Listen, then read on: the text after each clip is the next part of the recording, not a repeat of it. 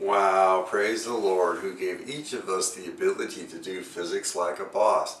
A car's engine revs from 1100 RPM to 5300 RPM in 2.5 seconds. What are the A. Angular acceleration of the engine, B. The tangential acceleration of a point on the edge of a 3.7 centimeter radius drive shaft, and C. How many revolutions occurred during this time? God's help, you can do physics Physics. like a boss, as you are created You are created in God's image. to be fruitful and multiply. Fill the earth and subdue. Do it. Okay, so we want to draw a good picture to interpret the problem, and this isn't just any old circle. This is a cross-sectional view of the drive shaft or the crankshaft. So we were told that it's got a radius and that the radius is 0.037 meters, that the time interval of interest is 2.5 seconds. We're going to go ahead and have it turning this way. The initial, and that's not a W there, that's an omega. And omega is the symbol often used in physics for angular velocity. And so we're given the angular velocity in the setup for the problem in rotations per minute, which isn't the usual units that we use for angular velocity, but we'll tend to that later. The final angular velocity is 5,300 rotations per minute. So the principle here that we're going to use to solve this problem, we've got several things going on. One is the definition of, I'll just put the symbol alpha, and that's the symbol that's most commonly used for angular acceleration. And then we also have rotational kinematics. And if you recall, most students are familiar with this point with linear kinematics, right? And that's the description of motion, linear motion, where x final might be equal to x initial plus v initial times the time plus 1/2 the x component of acceleration times the time squared. And if you really mastered linear kinematics, then rotational kinematics is going to come a little easier, because that's what this is in the domain of. And the processes and the equations are all analogous. God has crowned you You with glory and honor. honor to rule over his creation. All right, so to develop our bullet point plan, we want to convert omega initial and omega final, the two angular velocities, to radians per second. And let me talk about this for a moment, because I always wonder, why does it always have to be radians? Why do you have to measure angles in radians rather than degrees? And angular velocities in radians per second rather than rotations per minute? It makes the equations much simpler if we sort of choose radians per second, and radians per second squared for our units in rotational kinematics. And then we're going to use the definition of angular acceleration to compute angular acceleration. And then we're going to use angular acceleration and the radius to compute the tangential acceleration on the drive shaft or the crankshaft. And then we're going to use our old friend kinematics to compute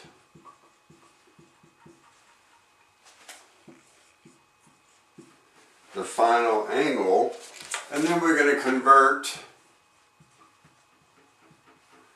the final angle back to revolutions. Science is a gift from God, to help us master nature, but sin added thorns and thistles. requiring the sweat of your brow to succeed. Now, it's helpful if you think about the conversion to radians like most of the unit conversions that you're familiar with and comfortable with. Now, strictly speaking, radians isn't really its own unit. And that'll come in a little later in the problem. But for most practical purposes, you can treat radians like a unit when doing these conversions. So omega initial is 1100 rotations in 1 minute. That's what RPMs means. And so it's handy here, we can get rid of the minutes by knowing that 1 minute is 60 seconds, so the minutes is going to cancel out. And then we need to multiply by one other conversion factor, and this other conversion factor needs to be the ones that gives us radians and takes away rotations. So it's convenient to note that 2 pi radians is 1 rotation. Because all the way around the circle is 2 pi. It's like 360 degrees, right? The unit circle goes from 0 to 2 pi when you go around it once. So 1 rotation is 2 pi radians. That gets rid of the rotations. So punching in the numbers here, the number is just 115.19, and we've constructed this whole thing so that the units is radians per second. Alright, now we do a similar thing with the final angular velocity here. And so it starts with 5,300 rotations per minute. 1 minute is 60 seconds. And then 2 pi radians is 1 rotation. So it cancels out the rotations, cancels out the minutes, and it gives us what we're hoping for, radians per second. And the number works out to be 555.0 radians per second. Learning physics Often requires prayer as we submit to Jesus Christ as risen King of Kings and Lord of Lords. Alright, so the next step as we're evaluating in our bullet point plan is to use the definition of angular acceleration to compute the angular acceleration.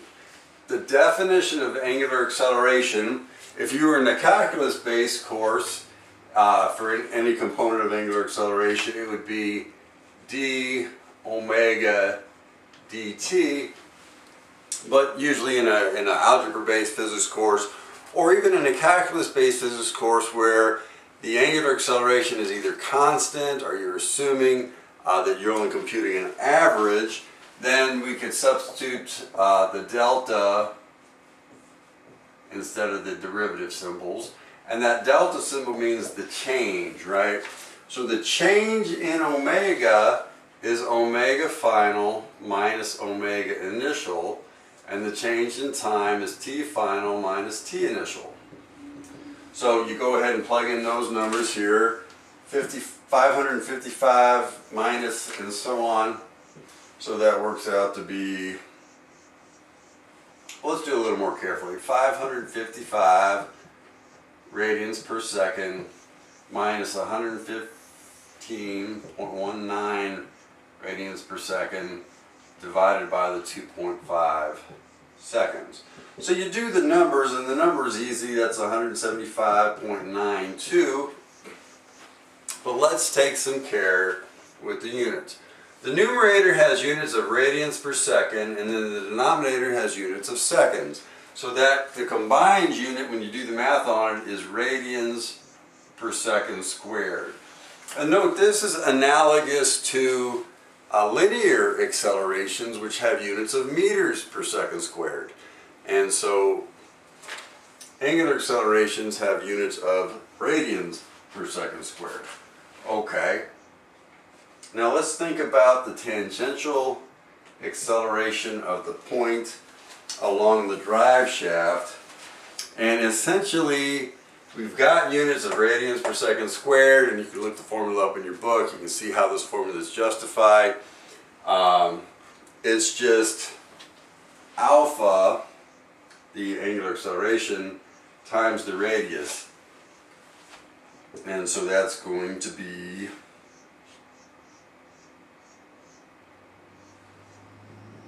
(175.92 radians per second squared times the radius 0.037 meters. And you do the math on the number, you get 6.509. And let's think about the units carefully, because we have units of radians per second squared times meters, and so that would give us meter radians per second squared. But here's the sleight of hand that when you're talking about measuring something in radians, we carry around the radians when it's convenient to keep track of our unit analysis. But then when we combine it with a unit of length, our unit of distance, it's not really a unit. Radians is unitless. So you sweep it under the rug. Meters per second squared is how that goes.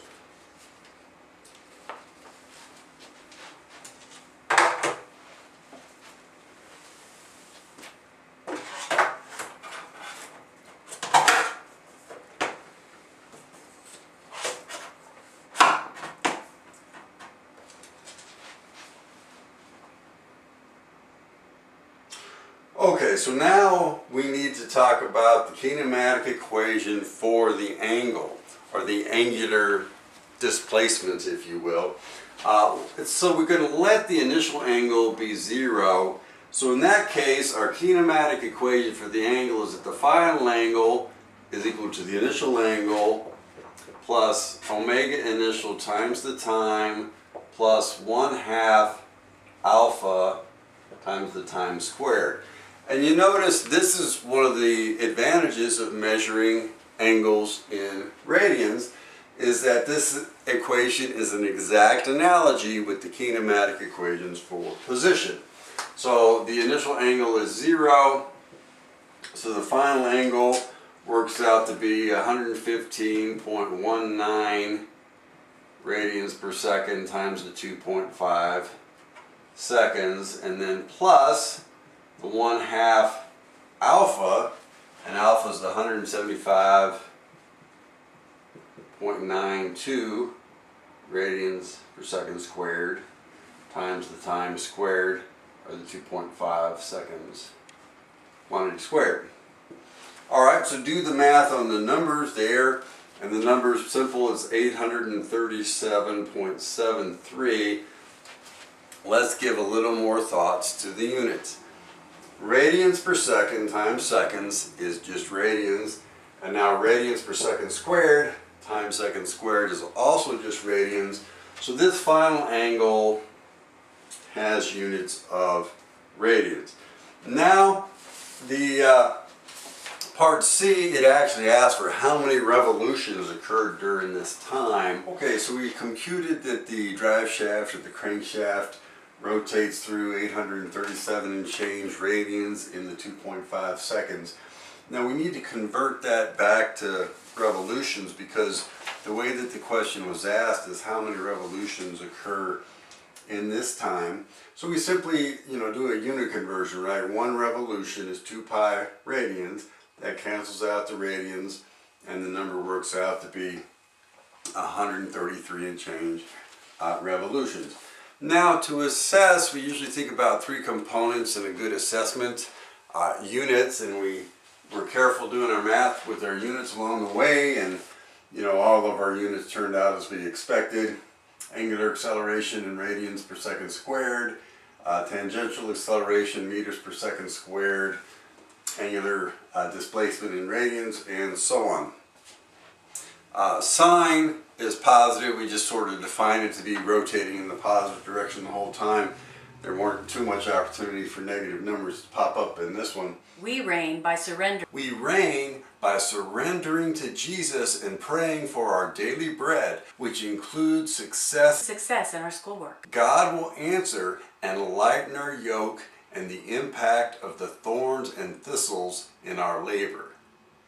Now, with regard to assessing the magnitude, does this final answer make sense in terms of the 133 revolutions? And one way to approach this is just to use a different approach in the calculation. And so let's do that. Let's go ahead.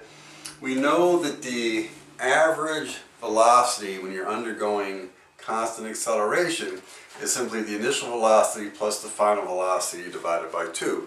So our strategy here is analogous. We're going to compute the average angular velocity, but we're going to leave it in RPMs, omega initial plus omega final divided by 2.